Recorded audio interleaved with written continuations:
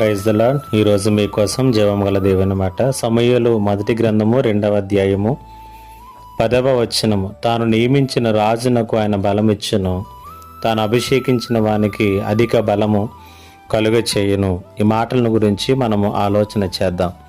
దేవుడు ఈ లోకంలో రాజ్యాన్ని పరిపాలన చేయటానికి ఏర్పాటు చేసుకున్నటువంటి వారికి ఆయన బలాన్ని ఇచ్చేటటువంటి వాడు. అంత మాత్రమే కాదు, కానీ ఎవరినైతే ఆయన అభిషేకిస్తాడో వారికి అధిక బలము కలుగ చేస్తానని వాగ్దానం చేస్తున్నాడు.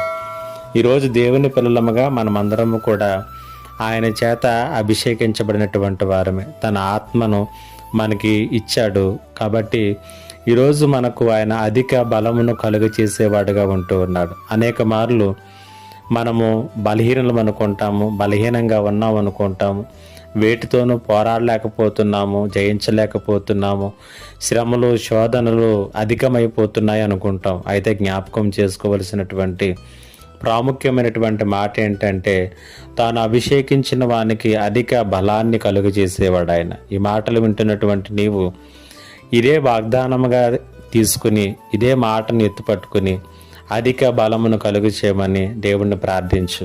ఆయన అధిక బలమునిస్తాడు, అన్నిటిపైన విజయమునిస్తాడు, ప్రతిదాన్ని జయించడానికి శక్తిమంతులుగా చేస్తాడు. దేవుడు ఈ మాటల చేత మిమ్ములను బలపరచునుగాక.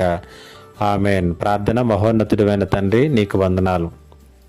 మాకు అధిక బలమునిస్తాన వాగ్దానం చేస్తున్న రీతిగా ప్రభ, ఎవరైతే మేము బలహీనులం అనుకుంటున్నారో వారిని నువ్వు బలపరచమని, ప్రతి దాని మీద విజయం దయచేయమని యేసు నామములో అడిగి వేడుకొనుచున్నాను తండ్రి.